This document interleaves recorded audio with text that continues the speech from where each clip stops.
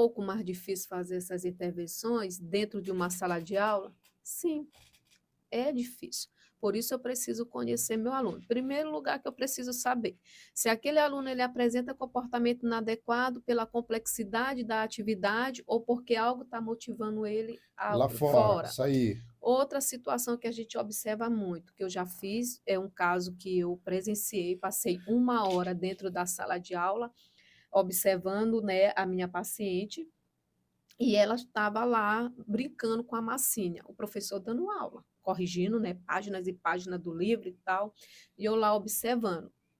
A devolutiva que esse professor todo dia dava para a mãe, fulano de tal tem um momento que ela chora é muito. Aí eu observando lá, ela passou uma hora brincando com a massinha. Quando eu pedi uma atividade para ser aplicada, que eu precisava ver, eles trouxeram, olha a avaliação, a minha cliente estava no patamar aqui, e trouxeram uma atividade, ela dando aula de português, trouxeram uma atividade de número com número 5.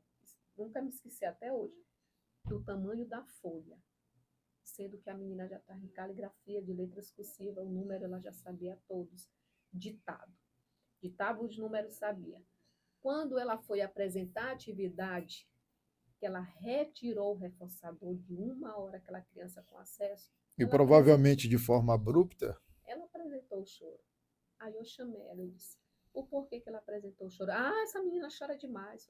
aí vai para o senso. Comum, eu peguei e disse para ela, eu disse, quando você está na zona de conforto, que você é tirada, você se sente bem? Não. Eu disse para ela, estudar é bom? Fiz perguntas poderosas para a professora. Estudar não é bom. O que é bom é conhecimento. Para eu ter uma maturidade para entender que estudar é ruim, o que é bom é conhecimento para eu ter longas datas. E o mais importante, por que, que eu estudo? Motivado para fazer alguma coisa. O Por que, que quê? motiva o aluno? Para que eu vou aprender? Será que o autista ele tem essa concepção que ele precisa aprender, ele precisa desenvolver, ele precisa ter essa maturidade de é bom ter esse conhecimento? Será que essa pessoa, sendo autista, ele tem essa concepção? Já que ele tem vários prejuízos justamente na organização, na função executiva, na qual a gente tem essa organização, eles já têm esse prejuízo. Como eu vou colocar o meu aluno depois de uma hora em um momento aversivo, que é o escrever, é o anotar? E às vezes o que, que a gente analisa? A motivação já estava lá, né? Sim, Que era a massinha. Só que a massinha estava sendo usada de uma forma inadequada. Não estava utilizando no momento de fazer sentido para a atividade. Ah, tu quer a massinha? Aqui, pô, essa massinha aqui é massa. O que, que tu quer fazer com essa massinha? Ó, estou criando operação motivadora. Estou utilizando aquilo que o meu aluno já está me dando uma deixa de que é interessante para ele. Se o aluno está ali com a massinha já é o que a gente chama de reforçador. É algo que para o aluno é interessante. Então eu começo a brincar, pô, que massinha massa, o que tu quer fazer com essa massinha? E eu vejo ali ó, as respostas emocionais e comportamentais do meu aluno. Ele está rindo, ele está demonstrando interesse. Então é esse instrumento que eu vou utilizar para dar sentido à atividade que eu quero. Então vamos fazer o seguinte, pega esses números aqui que a gente vai fazer, escreve bem para mim, o número 5, o número 6, o número 7, o número 8, poxa, que massa. O número 9, o número 10, que massa, beleza. E faz aquele alvoroço bem baixinho, que está dentro da sala, né? De uma forma bem singela aí. Faz um brinquedinho aí com a massinha. A criança ele vai entender que ele está se enganjando em fazer uma atividade ali. Não é porque ela quer inicialmente aprender a escrever os números por meio de ditado. Não. É porque ela quer brincar com a massinha. Só que a forma como eu faço vai gerando outros significados para o meu aluno. Mas se o aluno está lá com aquela massinha durante uma hora, eu tiro ela, retiro de forma abrupta aquela massinha e coloco umas demandas acadêmicas que o aluno odeia, não quer fazer, não faz sentido, porque na cabeça dele, por que eu tenho que fazer esses números aqui, se o que eu quero é brincar com a massinha? Então, a conhecer o seu aluno é extremamente importante. E aí vamos para o terceiro tópico, que é comunicação eficaz. Se você não souber se comunicar com o seu aluno, não souber interagir, não souber reconhecer as suas necessidades ali, saber se comunicar, porque a comunicação ela não está atrelada só a falar, está atrelado ao seu toque, ao seu sorriso, ao seu olhar, a demonstração ou não de medo, a demonstração ou não de afeto diante da sua interação. Então, se você não tiver uma comunicação eficaz, adaptar a sua forma de interagir com as necessidades do aluno, a interação se torna pior. E é o que a gente às vezes observa. O aluno está ali dentro da sala e o professor, às vezes, ou outros profissionais falam perto do aluno como se ele não tivesse ali. Mas esse menino aí, ele não para quieto. Só vive rodando de um lado para o outro. Aí, ó, olha como é que ele fica aí. Ó. Ele é autista, ele não é surdo. Ele está vendo as coisas. A mesma coisa quando ele está fazendo alguma coisa, alguém vai mexer e alguém berra lá, dentro, lá no meio da sala. Não, nem trisca nele aí, que se triscar vai ser pior. Deixa ele aí, eu já conheço ele. Ele vai fazer isso aqui, ele vai fazer essas macacadinhas bem aqui e daqui a pouco ele volta para lá. Está falando diante de quem? Diante do aluno. Então, esse tipo de comunicação está tendo uma correspondência com o meu aluno. O meu aluno está ouvindo que eu posso fazer tudo, está ouvindo que o meu professor tem medo, está ouvindo que as pessoas não podem me triscar nem me impedir de fazer algo quando eu estou fazendo alguma coisa. Está havendo uma comunicação. Essa comunicação é eficaz? Essa comunicação ela se torna uma barreira para o desenvolvimento. Porque você pensa que o seu aluno que está ali com autismo, ele é surdo. Autista tem sentimentos.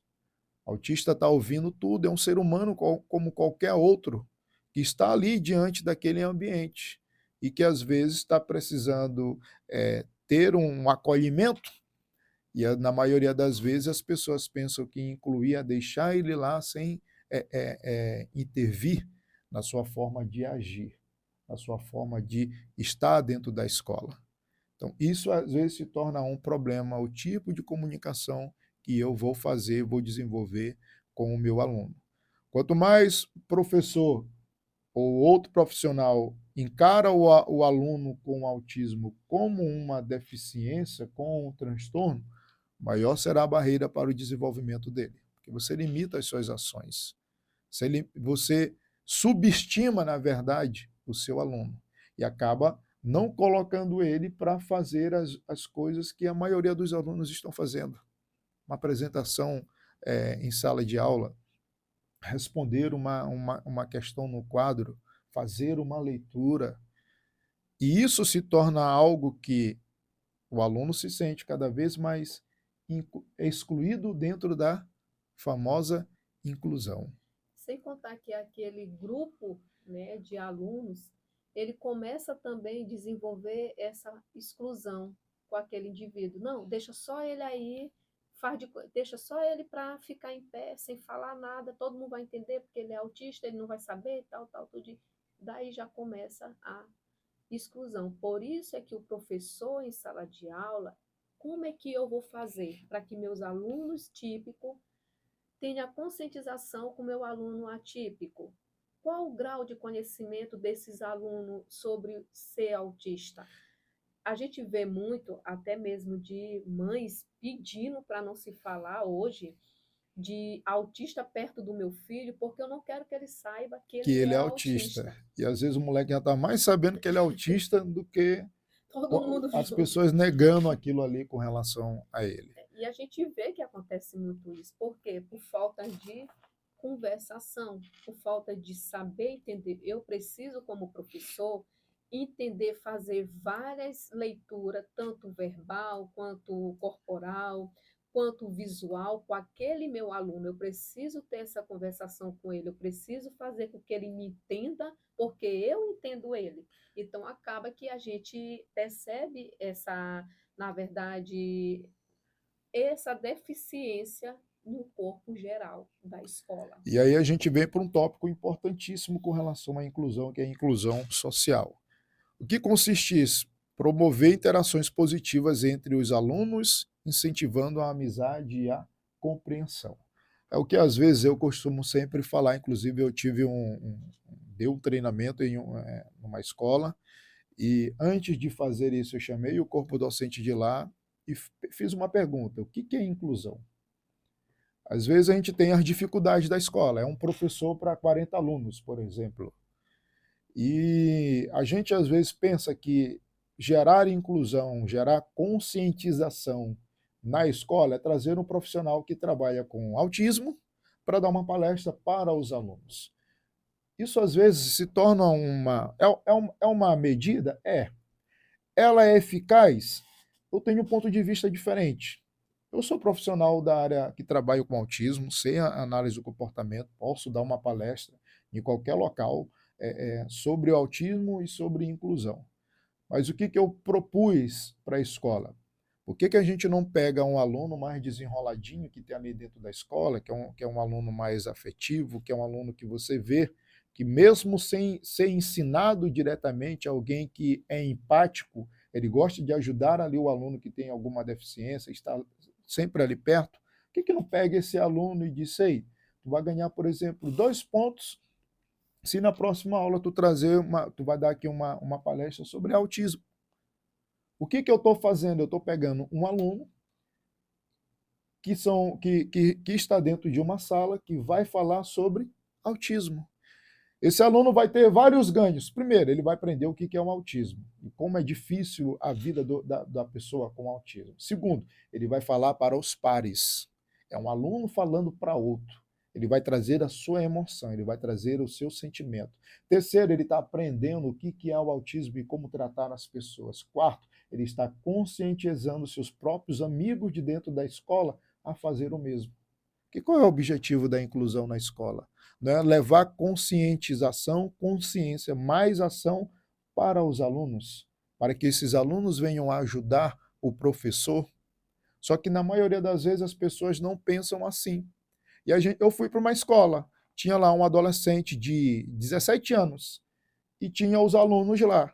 Eu estou observando, um adolescente levantava, pulava, corria de um lado para o outro. A professora estava lá dando aula. Se a professora tivesse um pouquinho de entendimento sobre isso e desse funções para os alunos poderiam ser alguém que viesse mediar o comportamento daquele aluno com autismo ali, que estava pulando, correndo ou deixando de fazer alguma coisa. Da rotina dentro da escola. Ei, fulaninho, ó, os próximos 30 minutos é você que vai cuidar de fulano. Então fica próximo dele, na hora que ele levantar, tu já sabe o que tem que fazer. Dá uma demanda para ele, fica próximo dele, demonstra carinho, demonstra afeto. Tanto o aluno típico, que está ali recebendo uma função, ele está desenvolvendo inteligência emocional, ele está desenvolvendo afetividade, ele está incluindo o próprio amigo dele dentro da escola, e aquele amigo ali com autismo, ele está se sentindo incluído, ele está se sentindo amado, ele está se sentindo aceito, porque não é o professor que está mandando ele sentar, é um amiguinho dele que está ali próximo. Ele estava se enganjando em um comportamento relacionado a se masturbar dentro da sala. Então, para a professora era constrangedor fazer isso, mas eu perguntei para o aluno: ei, se fulaninho viesse bem aqui, começou a se masturbar aqui, se eu te pedisse, tu poderia levar ele lá no banheiro para deixar ele lá? Tu só vai levar e deixar ele lá para que ele venha fazer aquilo que ele tem que fazer. Tu faria isso? Claro, cara. Eu vejo ele fazendo isso aqui, às vezes eu quero fazer, mas eu não sei se eu posso fazer. Por quê? Porque não está sendo ensinado. Então, o aluno está ali dentro da sala de aula, ele mesmo não é o autor da própria inclusão. Ele, às vezes, é o autor da exclusão, porque ele se sente tolhido de fazer. Eu quero fazer, mas não posso fazer, ou eu não sei o que fazer, porque não sou ensinado. Então, todo o trabalho fica acarretado em cima do professor. Sim. E o que a gente tem que fazer, pessoal? Não é inclusão, não é informação, não é geração, traga isso para dentro da escola. Use os próprios alunos. Às vezes tem um aluno que anda de cadeira de roda dentro da escola e vai subir uma rampa, está lá forcejando. Se o aluno fosse motivado, inteligência emocional, cuidado do outro, zelo pelo outro, empatia, fortalecer os laços de amizade, ele já ia lá ter a iniciativa de, que é uma força aí, meu brother, pegava a cadeirinha, ó, empurrava. Então, isso é desenvolver inclusão. E o que a gente observa mais ainda é essa maneira, né, do adolescente típico, numa tentativa de ajudar uma criança, um adolescente atípico. O que a gente fica muito triste é que a maioria dessas pessoas que tem escola, que tem a maioria mesmo da questão da escola, pensa de uma forma de ter muito, está crescendo muitos números de pessoas diagnosticadas, né, com autismo. Então, não é muito melhor a gente fazer uma escola voltada somente para eles? Gente, isso é uma coisa assim que eu fico até doente em pensar. Como é que esses indivíduos vão aprender habilidades sociais? Que eles precisam estar convivendo com outras pessoas típicas, se eles precisam imitá-las, se eles precisam ver como eu vou criar uma escola somente para pessoas deficientes, para assim que é mais voltada muito hoje, para querer botar somente autista, eu vou nivelar os níveis para colocar ali como esse indivíduo vai processar essas habilidades sociais, que ele vai somente conviver com pessoas Que que tem têm o alguma mesmo dificuldade, ou nível transtorno mais baixo, deles. então essa é uma visão que o que a gente está fazendo falando disso quando tem esse pensamento, eu estou querendo facilitar. Facilitar e excluir. Eu tenho a boa vontade comigo, mas eu não quero ter o trabalho. Eu não quero ter essa carga, essa pressão dos outros pais, que eu não conscientizo, Exatamente. entendeu? Eu não faço uma palestra na minha escola, eu não vejo o grau do meu público como pais, como é que eles têm essa visão do outro, eu não consigo ver, eu não consigo mensurar. Então, o que é mais fácil? Os pais vêm reclamar para mim, eu deixar aquela criança, ó, se fulano não quiser entrar na escola, nem leva, porque senão hoje ele vai aplicar Ele já chegou já desorganizado. Então é chegou melhor dizer para o pai levar para levar. não gerar problema. Porque o que, que acontece muito em devolutiva na porta das escolas? Eu fico triste em ouvir. Ó, hoje fulano tirou a roupa, hoje fulano fez isso, hoje fulano veio aqui. Trouxe os problemas que eu, como mãe, sei que meu filho tem. Quais são as soluções? O que tu O que tu fez? fez? Ou tentar responder. Por que ele fez isso? O que foi que tu achou que ele se engajou nesse tipo Por de que você fez comportamento? isso? Por que, que fulano não estava? A mesma coisa são de crianças que se mordem. Então, tá, às vezes, recorrente a comportamento porque eu não estou sabendo intervir Não está naquilo sabendo ali. identificar o O antecedente. momento, aquela coisa, não, é muito cansativo, é muito isso, aquilo, porque eu não posso fazer tais coisas, ainda tem isso, né? Que assim, principalmente em escola particular. Gente, escola particular, ela não deixa de não ser uma empresa, né? Então, quem são os clientes? Os alunos. Eles são os clientes da escola. Então, os alunos têm razão. Então, o professor fica, eu posso isso, eu posso aquilo, será que eu posso fazer determinadas coisas? Porque não tem essa orientação, não tem essa convocação, por exemplo, mensal, para a gente identificar como eu posso incluir meu aluno, como realmente eu posso tirar essa lei do papel e trazer para a prática, para que eles venham realmente se sentir inclusos. Porque isso, até o ponto que a gente vê, né, o que é verdade, a lei, o que são mitos, A a forma gente como ela está sendo, que é para ser feito, que às vezes não não é. está sendo feito. Então a gente observa aqui que essa situação da escola como empresa, que é algo compreensível, a gente Sim, tem os profissionais da escola, a direção da escola, ela não recebe só pressão dos pais do aluno com autismo. Ela às vezes é mais pressionada dos pais dos alunos típicos, sim, porque eles alegam, estou pagando uma escola cara, se cara. for, se for uma escola privada, mas a, o processo de ensino-aprendizagem do meu filho está sendo prejudicado porque o menino grita muito, toda hora desorganiza, ele está reclamando a respeito disso.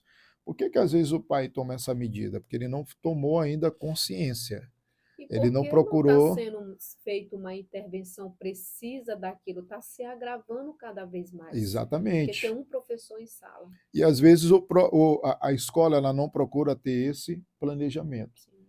Observe que para a escola como é muito difícil também lidar com várias variáveis.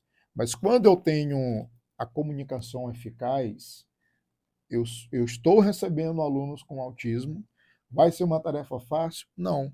Vai ter problema? Vai. Eu vou precisar ajustar? Vou. Mas o que eu tenho? Qual é o meu planejamento? Primeira coisa, se eu já tenho esse histórico, reúne os pais de cada turma, e ó, a gente tem alunos com autismo, a gente vai precisar fazer alguns procedimentos com ele, a gente está tomando medidas onde a gente venha trazer conscientização, mais ação. Vai ser uma tarefa fácil? Não vai, mas poderia ser o fio de vocês. O que eu já levo? Eu já estou levando para que os pais dos alunos típicos venham tomar consciência aí. Poderia ser meu filho que estivesse nessa condição. Poderia ser eu que estivesse aqui do outro lado tentando uma vaga no meu filho, botar ele numa escola para desenvolver minimamente ali o processo de ensino-aprendizagem dele, e eu poderia estar sofrendo barreiras. Porque o autismo é algo que a pessoa vem, mas as outras deficiências podem surgir ao longo do tempo. Sim. E se eu não tiver empatia de dizer, poxa, graças a Deus que meu filho não tem nenhum transtorno, mas ele pode ter. E se ele tiver, como é que eu vou agir? Eu vou ser esse pai egoísta? A gente não sabe a predisposição que o indivíduo ele traz no cérebro. Então, fulano de tal, depois de velho, depois de adulto, depois disso, isso, aquilo, desencadeou nele uma depressão. Não, apareceu uma depressão. Não, ele já estava com a predisposição.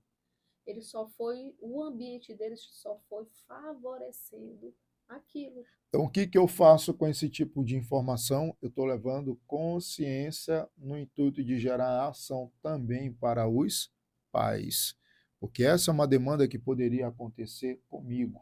Então, é ser assertivo. Escola é um ambiente de desenvolvimento.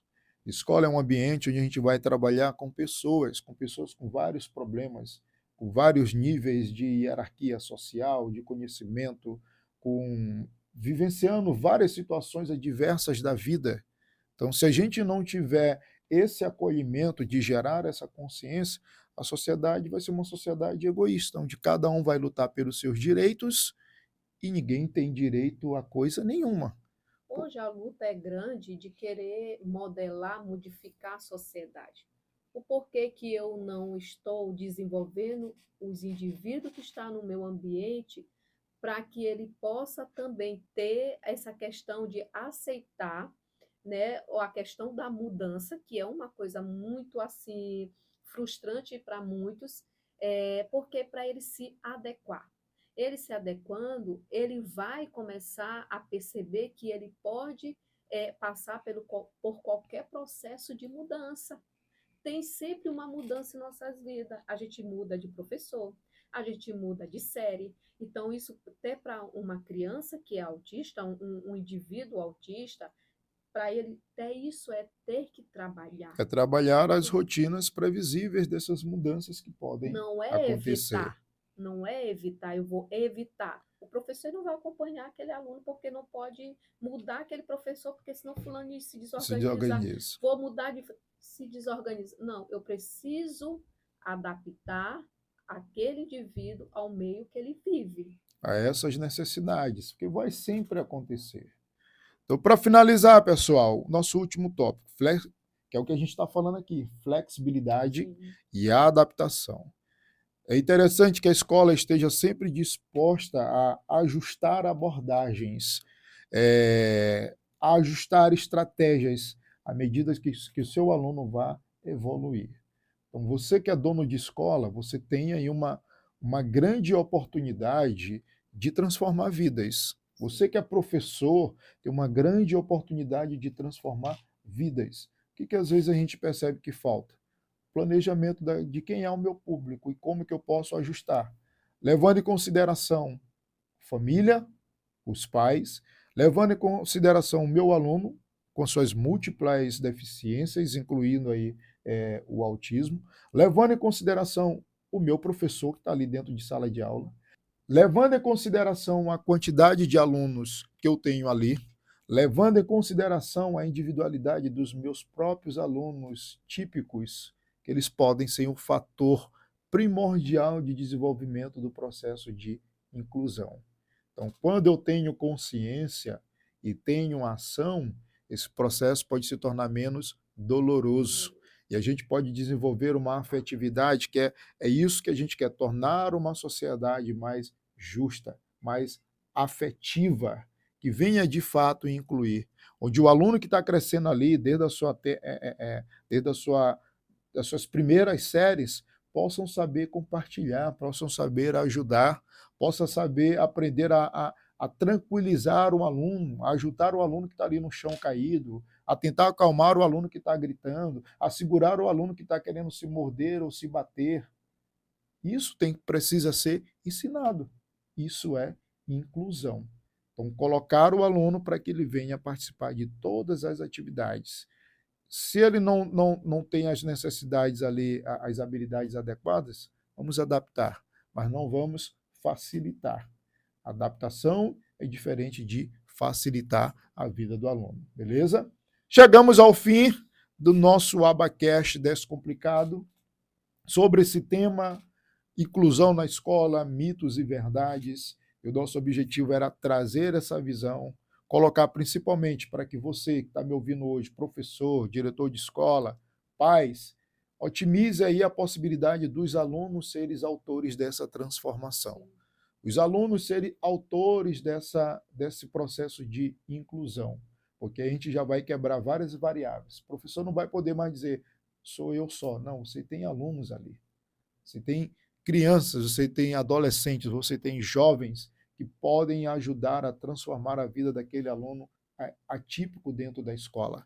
Esse mesmo aluno pode ser aquele que vai levar lá para o pai dele e diz, poxa, papai, hoje eu já ajudei João. Sim. João começou a se desorganizar lá, a chorar, eu fui lá, fiquei perto dele, abracei ele se acalmou. O que o pai vai entender? Poxa, meu filho está sendo afetivo, que massa. Na hora que acontecer alguma situação que João chegar machucado em casa e o pai falar, o que foi que aconteceu? Não, o Felipe me estava desorganizado lá, me arranhou meu braço, mas eu consegui acalmar ele. O pai vai entender. E quem é Felipe? Felipe é aquele pessoa com autismo, Pô, tu não ficou com medo de fazer isso, não? Não. Fui lá, tentei organizar isso aqui, nem me machucou, nem doeu nada. O que eu estou criando? Alunos com resiliência, alunos fortes, e que levam a transformação que está acontecendo dentro da escola para dentro da casa e para fora da casa, para outros ambientes, se tornando um ser humano muito melhor do que o que nós podemos ser hoje. Então, isso é inclusão, beleza?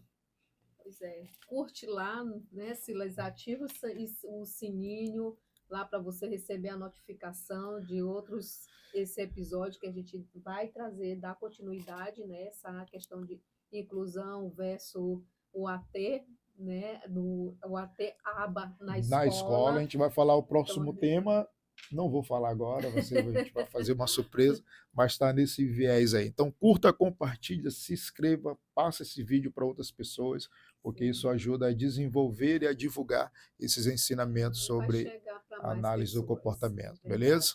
Tchau, tchau. Espero você no nosso próximo episódio. Até mais.